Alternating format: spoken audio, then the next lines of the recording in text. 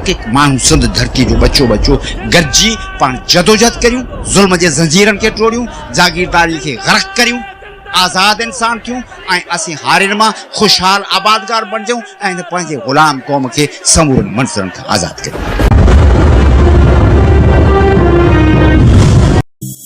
अवामी सियासत के चाचे जो एज़ाज़ रखंदड़ ऐं पंहिंजे नई नस्ल लाइ जुरत ऐं बहादुरी की अलामत, खुलियल हथ ऐं सख़ी दिल रखंदड़ मोहतरम इलाही बख्श मलिक साहब की ज़ात जा कई तारुफ़ आहिनि। जो इलाही बख्श मलिक पंहिंजी सॼी ज़िंदगी हिकिड़ो बहितरीन इंसान रहियो ऐं बहितरीन किरदार माण्हू रहियो ऐं इंसान दोस्त रहियो ऐं अवामी तहरीक ऐं रसूल बख्श पलीजी जो सिपाही रहियो ऐं MRD जे तहरीक में हुन जूं वॾियूं कुर्बानियूं आहिनि ऐं हुन वॾी जिदोजहद कई आहे। पाड़े सिरनि मिटनि माइटनि ऐं ॼाण सुञाण वारनि लाइ हमेशह बरजलो, पैसे ऐं ख़ानदानी हस्ब नसब ते नाज़ कंदड़ वॾेरके ऐं ऑफिसर तबिके जे माण्हुनि खे हमेशह कड़ो सच चवंदड़, हमेशह ज़ात पात रंग नस्ल ऐं मज़हब खां मथां उथी हर इंसान सां मुहबत कंदड़ ऐं हर महाज़ ते मज़लूम तबक़नि जी तर्जुमानी करे हमेशह सच जो साथारी रहियो।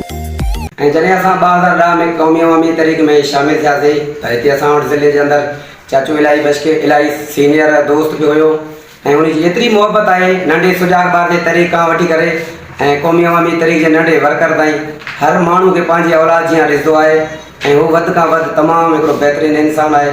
ऐं चाचो इलाही बख्श पलीजे साहब जे दौर खां वठी करे MRD जी तहरीक खां ऐं सिंध बचायो तहरीक जेकियूं सिंध जे अंदरि कोशिशि थियूं आहिनि, मसइला थींदा आहिनि, हमेशह सभ खां हिते असांजे ज़िले जे अंदरि हू सरगर्म रहियो ऐं हुन खां असां इलाही सिखिया आहियूं।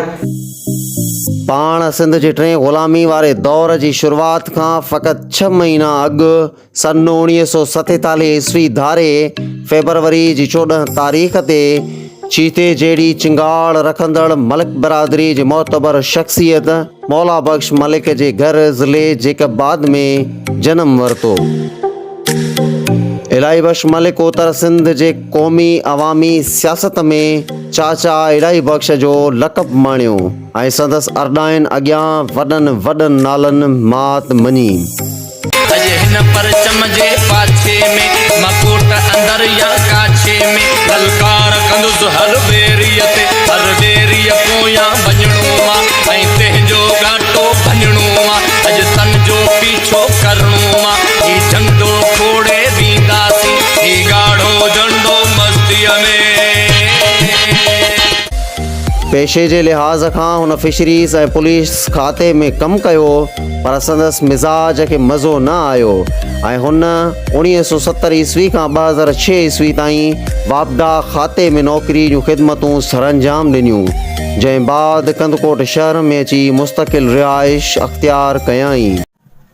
इलाही बख्श मलिक जंहिंसां सुञाणप त असांजी शहीद फादर जे ॿी वरसी ते थी त गुडू जो हिकु साथी आहे, सीनियर दोस्त आहे ऐं ना इतफ़ाक़ी सां जॾहिं असां फादर जी वरसी ते वियासीं त उते हिकिड़ो इतफ़ाक़ सां झड़ो थी पियो ऐं झेड़े में साथी ज़ख़्मी थियो ऐं हुन खां पोइ हुनजे घर यानी गुडू में असां वञी हुनजी तबियत मदद पुरसी कईसीं ऐं गुडू खां जॾहिं उहो पंहिंजे सर्विस खां फारिग थी करे कंदकोट में शिफ्ट थी आयो ऐं हुन सां घणियूं मुलाक़ातूं, घणियूं मुहबतूं, घणो प्यार ऐं चाचो इलाही बख्श मलिक हिकिड़ो अनमोल ऐं इंसान दोस्त किरदार रहियो। सरकारी नौकरी मां त रिटायर थियो, पर संदसि आम भलाई ऐं सियासत वारा कम अॻे खां बि वधी विया।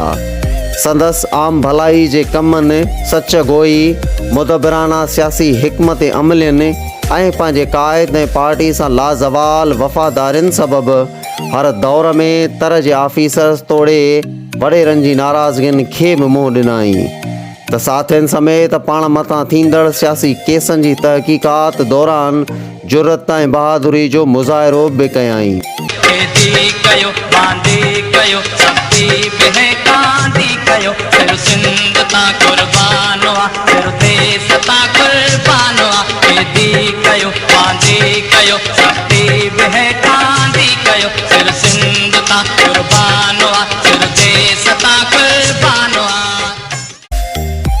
साल 2018 ईस्वी जी नंढी चूंड में कश्मीर ज़िले जे मशहूर क़बाइली सरदार तेगे खान तेगानी ऐं हुकूमती धुर जे मुश्तरका उम्मीदवार रहमत ख़ान सोरियानी सां यूसी चेयरमैन जी इलेक्शन बि विड़ियाई। हिन अवामी तहरीक जे आम वर्कर खां तालके सदर ऐं सिंधी मज़दूर तहरीक जे मरकज़ी अॻुवाण खां क़ौमी अवामी तहरीक जे ज़िले कमेटी जे मेंबर जा सफ़र मुस्कुराईंदे तय कया। हिन जो इश्क औहदनि सां न पर सिंध सां हो। गर्मी हुजे या सर्दी, संदसि क़दम अवामी ऐं सियासी ख़िदमतुनि में कॾहिं बि पोइते न हटिया। ये लाइफ ज़िंदगी पार्टी नज़रिए पलेर साहब जी शागिर्दी इनकलाब लाइ ॾिठोसीं। सिंध जे कुंड कुड़च में हू वियो ऐं जॾहिं बि को मरकज़ी प्रोग्राम हूंदो त इलाही बख़्श तयारु हूंदो, चवंदो बाबा मूंखे खणी हलिजो। सिंधी हिंदू शागिर्दनि जी बाज़ाबी जी जदोजहद हुजे या 22 मई कराची में थींदड़ दहशतगर्दी ख़िलाफ़ शठबंद हड़ताल, हुन हमेशह हर एहतिजाज रैली ऐं जलसे में पाण मल्हायो। संदसि जे सख़्त ऐं अटल मौक़िफ़ सबबि संदसि सां इख़्तिलाफ़ रखंदड़ माण्हू अॼु बि संदसि जे किरदार जी बेबाकी ऐं सचाई जी गवाही ॾियनि था। पाण शुरूआती दौर खां ई फाज़ल राहो जो साथी रहियो ऐं फ़िक्रे पली जो संदसि ज़िंदगी जो नस्बुल ऐन रहियो।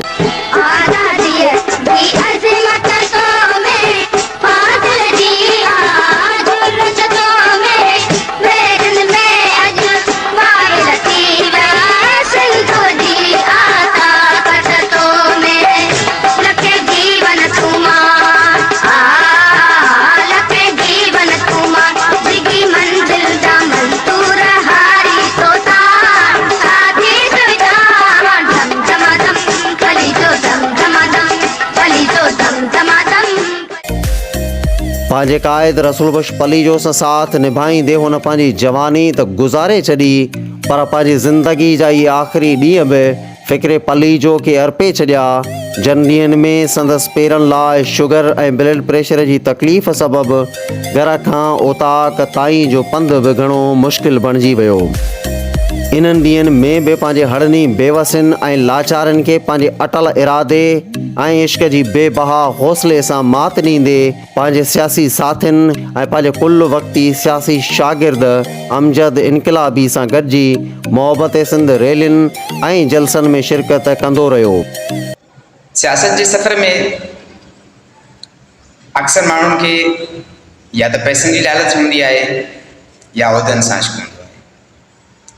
मूंखे तमामु घणो फ़ख़्रु आहे त मां उन शख़्स जो शागिर्दु आहियां जंहिं इन्हनि ॿिन्ही शयुनि सां कॾहिं मोहबत न कई ऐं जंहिं फ़क़ति ऐं फ़क़ति मज़लूम माण्हुनि सां मोहबत कई, हक़ ऐं सच सां मोहबत कई।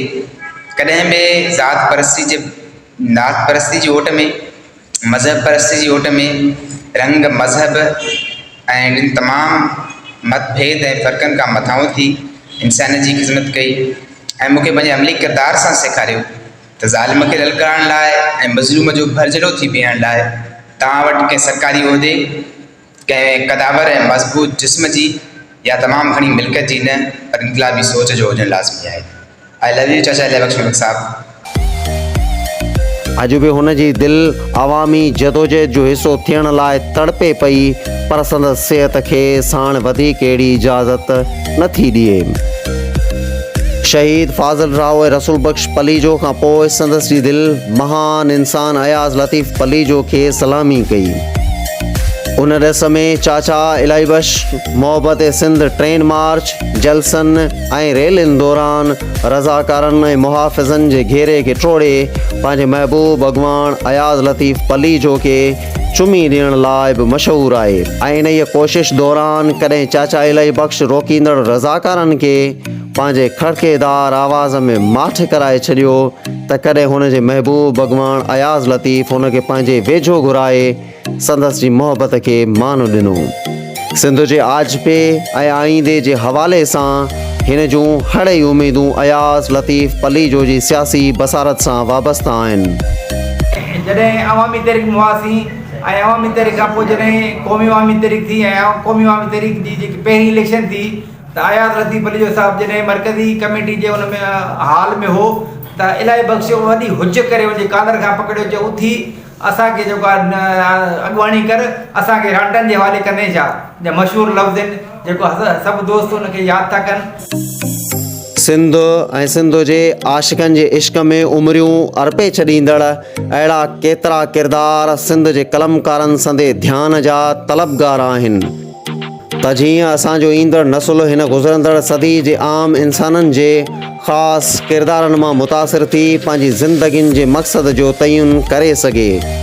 जेकर असांजा कलमकार इहा महिनत ऐं हिमत कनि त चाचा इलाही बख़्श जहिड़नि अणटर शख़्सियतनि जूं अरदायूं नए नसुल खे हिमालया जेॾा हौसला ॾेई सघनि थियूं। चाचो इलाही बख़्श मुंहिंजो मोहसिन आहे, मुंहिंजो सियासी उस्ताद आहे। उन सॼी ज़िंदगी जेको आहे सो पंहिंजो अर्पियो आहे क़ौमी तारीख़ खे, ऐं उन जो ई मां पैदावार आहियां, पार्टी में आहियूं, उन ई मूंखे विढ़णु बखणु साबित क़दम रहण जो हिकिड़ो गस ॾिनो आहे, हिकिड़ो जीअण जो गस ॾिनो आहे। उहो मुंहिंजो सियासी उस्ताद आहे। मां जेको कुझु आहियां त चाचे इलाही बख़्श जे करे, क़ौमी तारीख़ जे करे आहियां, जेको साबित क़दम विढ़णु बखणु गस कानूनी सभु कुझु मूंखे चाचे इलाही बख़्श सेखारियो। चाचा इलाही बख़्श पंहिंजी ज़िंदगी जा इहे क़ीमती ॾींहं क़बाइली साज़िशुनि जे वर चढ़ी पंहिंजे आबाए ॻोठ में आलम तन्हाई मंझि गुज़ारे रहियो आहे। जन ॾींहंनि में हिन जी उमिरि भर जे सियासी तजुर्बनि ऐं अवामी स्ट्रेट जी फ़ाइदो हासिल करण ख़ातिर नौजवान सियासी वर्करनि जा कठ संदसि चौधारी वेठल हुजणु घुरिजनि। पंहिंजे सीने में वरियनि जा वीचार समाए वेठल हिन पोड़े शींहं लाइ उन वक़्तु ॼण त का बहार आरस भञंदी आहे जॾहिं संदसि जो दादिलो साथी सजाद गिरोही सियासी वर्करनि जा वफ़द साण करे साणसि मुलाक़ात लाइ संदसि आबाए ॻोठ पहुचंदो आहे। शाल मोहतरम इलाही बख़्श मलिक सिंध जे आजपे खे पंहिंजी हयाती मंझि पसे ऐं संदसि शदीद ख़्वाहिश मुताबिक़ पंहिंजे फ़िक्री वारिस अमजद इनकलाबी खे कारो कोठ पाए क़बाइली निज़ाम अॻियां दीवार बणिजंदे ॾिसी सघे त शायदि संदसि समूरा थक लहज़े मंझि लही वञनि। शाल लतीफ़ जी धरती चाचा इलाही बख़्श मल्क जहिड़नि किरदारनि खे ईंदड़ वक़्त में बि जनम ॾींदी रहे, जंहिंजी तर्जुमानी शेख अयाज़ हिननि सिटनि सां कई आहे। जंहिं वक़्तु उथी अलगार करे वो आज़ादीअ ॾे काहींदा, जंहिं वक़्तु उथी अलगार करे वो आज़ादीअ ॾे काहींदा, ऐं कोट किरोड़े मारी वो मारूं गॾिजी डाहींदा। वो नेत त तोखे चाहींदा, वो नेत त तोखे चाहींदा, ऐ आज़ादी ऐ आज़ादी ऐ आज़ादी ऐ आज़ादी। जंहिं वक़्तु उथी अलगार करे